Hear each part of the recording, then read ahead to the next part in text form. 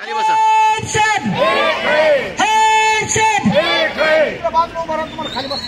ते बोलवा केल्याने आज दिनांक 17 रोजी आपण पुन्हा नवे आंदोलन चालू केले होते, परंतु आताच माननीय आयुक्त साहेब यांनी चर्चा करून आज एक पगार टाकण्यात येईल आणि जी काही बेकायदेशीर पतवृत्ती झालेली आहे ती रद्द करण्यात येईल असे आश्वासन दिल्यामुळे, परंतु आताच आपण माघार घेतलेला नाही.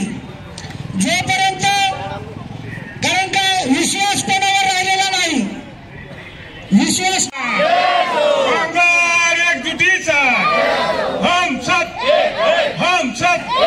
हमसे जो टकराएगा हमसे जो टकराएगा पगार आमच्या हक्काचा, पगार आमच्या हक्काचा.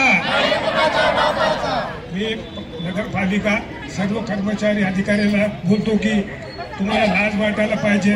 मोजके लोक इथं साथ देऊ लागले आणि ते आमचे आदरणीय के आंधळे साहेब इतके आजारी असून इथे यायला लागले. भारसागडे साहेब हे शुगर पेशंट असून येऊ लागले. आमच्या अनुसाबाई ताई त्यांना शुगर आहे, तब्येत खराब आहे, ते येऊ लागले. मला शुगर आहे, आम्ही का आमच्यासाठी मागतो का रे हारा शिवाजी. आणि मी सगळ्यांना सांगालो आम्ही जे बोलतो ते करून दाखवितो. आता मी इथं हाजरी घेणार, इथं जितके बसले तितक्याची पगार टाकायला लावेल मी तुम्हाला सांगालो.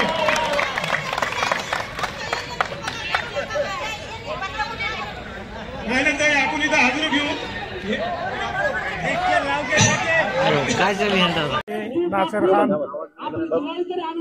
मी नासिर खान परभणी शहर महानगरपालिका अधिकारी कर्मचारी संघटनेचा अध्यक्ष आणि आमचे के आंधळे साहेब राष्ट्रीय अध्यक्ष आणि आमचे उपाध्यक्ष विनय ठाकूर आणि माझे सर्व संघटनेचे पदाधिकारी व सर्व कर्मचारी आम्ही ह्याच्या अगोदर काम बंद आंदोलन केला होता. इथं आमचे जिल्ह्याचे पालकमंत्री मेघनाताई आलते, ते मध्यस्थी येऊन कमिशनर आमचे ऐकले आणि कमिशनरला सांगितले होते की तुम्ही यांतला दिवाळीपूर्वी 2 पगार द्या आणि 10,000 रुपये फेस्टेल द्या आणि इंजिनियर लोकांचे पदोन्नती रद्द करा. आणि आज आम्ही परत काम बंद आंदोलन केलं, कारण आज आखरी दिवस होता. आम्हाला वाटलं की आमची पगार होत नाही आणि काय ते पदोन्नती रद्द होत नाही.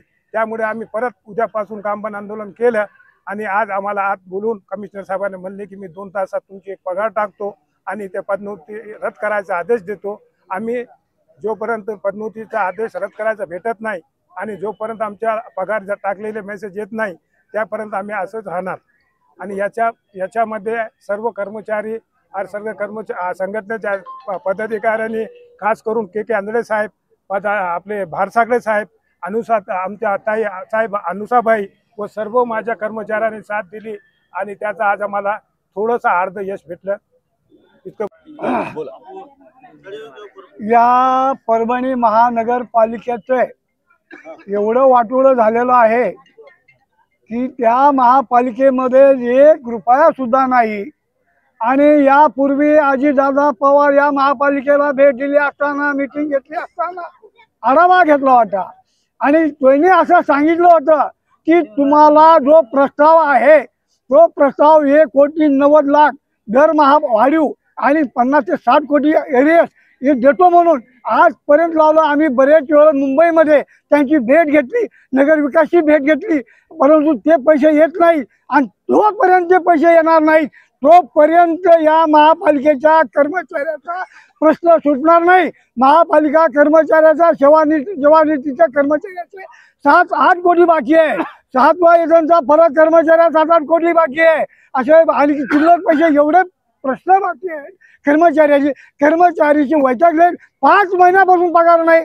दर गेल्या वर्षी तर दिवाळी झालीच नव्हती, दिवाळीला पगार झाला नाही. आता आंदोलन केलं, आमच्या आंदोलनाला यश आलं. सध्याच्या आयुक्तांना आता दिवाळीला तरी पगार कुठून कराले त्याच्या जीवाला माहिती आहे. तरी परिस्थिती वाईट आहे.